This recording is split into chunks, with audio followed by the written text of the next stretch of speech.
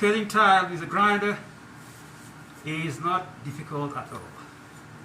First of all, make sure you got all your PPs. Look at me, I got all my PPs. Once you get done, you got your tile. First thing you do is make sure you draw a line. And your first hit will be making sure you got a line straight up.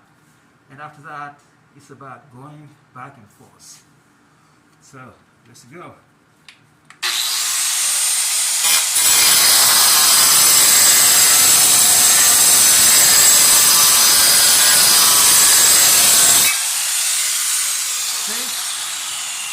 Nice and straight.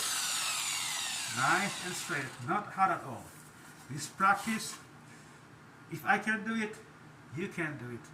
Don't be scared.